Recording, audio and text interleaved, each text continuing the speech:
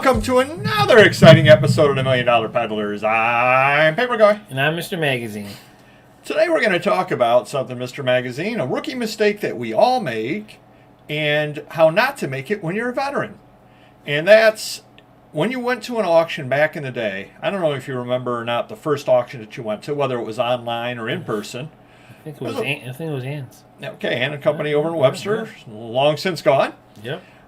What is the mistake that we made, and everybody pretty much makes at their first auction? If not their first auction, then maybe their second auction or third auction. Once they feel comfortable enough to buy, what is the, because they might go and they might stalk a couple of auctions, especially online. You stalk a couple of them because you want to find out the cadence of the auctioneer, how the thing works and everything. But when you finally decide, I'm going to bid, what is the mistake that many, many people make? Well, I would say getting caught up in the hype and overpaying.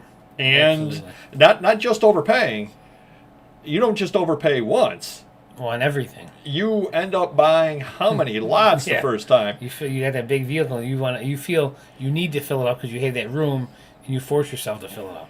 And the other thing too is because you're new to the game, you don't quite understand the margins and how all of the stuff works. When you don't know the crowd. That's true, certain too. People are buying certain things. You might be bidding against them when knowing that they may want something else in especially the choice. Yep, on the choice. Yep. Yeah. Absolutely true. And to anybody that hasn't gone to a public auction, definitely go to them. They're a lot of fun. One thing that a lot of auctioneers do, and it's smart on their part, is they'll assemble a table with like 12 different boxes with 8 different types of things. Now there'll be things usually out of the same estate because that's the way they have to do things. They'll do things out of the same estate, but they'll put a box of sewing stuff next to a box of books, next to a box of glassware, next to a couple of pieces of art, figuring that if Mr. Magazine wants the sewing stuff and I want the art, we're going to bid each other up. Now, over time, you tend to learn what people want to buy. And if I see Mr. Magazine bidding, it's like, oh, he's after the magazines. I don't care about the magazine, so I'll let him win the bid because I know he's not going to take the tools, which is what I wanted.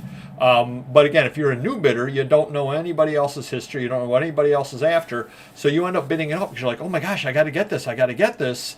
And you end up making some money, but you don't end up making as much money as you could.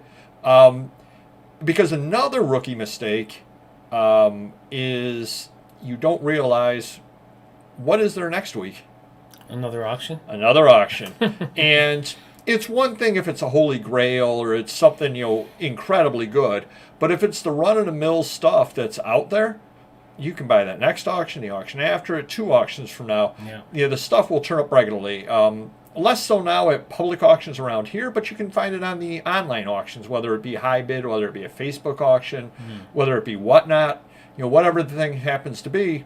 You could go online pretty much any time of the day and be able to buy things. And I bring this up because I recently attended a Facebook auction, and it's happened a couple of different times. And there were some lots that had some stuff in there that were decent, but it was one of those lots. Both times it was lots with 1 or 2 items that I wanted for myself. And then I knew I could make enough money out of the rest of the lot, where I make some money, but I get the item that I want. And that allows me to bid a little more than I should because some of it's going into my collection. And obviously, if I look at it and I go, hey, there's 3 $25 value items in there that I want for my collection, and I can sell the rest of the stuff, I might be able to go $80 on it, figuring, well, I can keep the $75 for the stuff, sell the rest of the stuff for $75 more, and I paid pretty much nothing for the stuff that I want. I can do that, as opposed to it just being a straight have to buy, have to flip. I'm not going to do it on those low margins.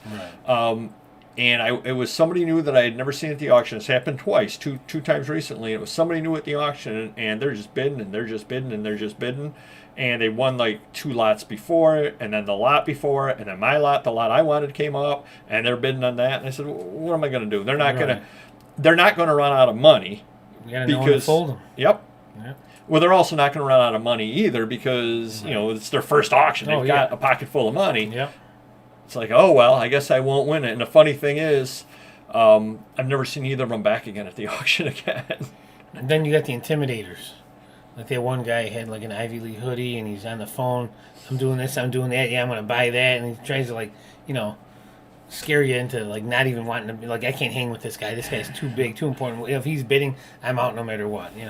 Well, and that is funny. There's a lot of mind games that go on at the auction. You kind of, if you see a really good lot that you want, you kind of camp out near it and you kind of keep your eyes on it, and then you watch who's paying attention to it, because again, over time, who's the real deal and who's not. Right. And it's like, okay, oh, that guy is a real deal. He's got money and he's looking at that lot pretty intently and making notes. Okay, that's probably not a good. So it doesn't mean I'm not going to win it. Or if it's a collector with money, there's no way you're going to hang with him because he's buying to keep it and not buying to resell it. So he doesn't care if he pays 80% of retail.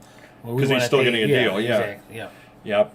Yeah, and again, it's one of the biggest things to realize is there's always going to be another auction. Now, obviously, it's a whole different story if it's something that you rarely ever see. But if it's just random run-of-the-mill stuff that you find all the time within your genre, let them win it. Because again, you're probably not going to see them again at the next auction.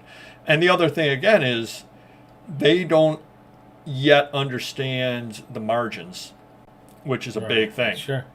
And we did the same thing. I mean, in our heads when we started, wow, I paid $5 for that box and I can sell one book out of it for $10. I'm doing really, really well. And wow, and I sold these other 3 books at $4 a piece. I got $22 out of $5. Now, granted, fees were lower back then and whatever, but still, I got $22 out of $5, and that was just one box. Yeah. The whole auction, I spent $80, and I got $120 back in a week. I'm doing really, really well. Well, not really. Crunch the numbers. All the numbers. Yeah, not really. You're basically. I mean, it's nice in that you're getting paid to learn. Yeah. That's the positive thing about it. But now, if I sat there and I looked at the box and I'm like going, $80 for all that stuff, and not even worth it for me. Well, not if we even went close. back in time, we probably wouldn't have bought half the stuff we bought. Right. Although the other side of that is we wouldn't know. Not now. Certainly not now. We wouldn't buy them. Yeah. But we wouldn't know not to buy them had we not bought them in the first place. Sure. Yeah. But again, you're gonna notice that a lot of times the new person at the auction is often the person to fear, and I don't mean fear as in oh my gosh, but in that, oh well, I'm not going to win anything today because this idiot is spending all of his money. He just leaves his arm up. Yeah, basically. I've done that before, actually. Toy auctions, So hopefully that helps you a little bit. Do comment down below on what your experiences are at auctions, and if especially the bidders like that, the new bidders, because again, they're the ones that really ruin it for everybody. And I don't mean that in a bad way, but they really do, because again, if Mr. Magazine and I were to go to a public auction, if they had a good public auction around here, well, first off, you and I don't step on each other's toes because things you like are not generally the things I like, and vice versa. And number 2, we would work it out. We'd figure it out beforehand anyway. But if we went there, it'd be like, okay, yeah, that guy's into comics, that guy's into toys, that guy's into, and you just kind of know how all that stuff goes. So hopefully that helps you a little bit. Do hit the like button, and we will see you next video. Take care. Bye-bye. You know what I need? I need people. To hit the like button? I need them to hit the like button. I need new bidders to come to all my eBay auctions. 2 new bidders at every eBay auction I have. Whatnot would be good too. Half a bidder. I can make $4 more. We'll see you next video. Take care. Bye-bye.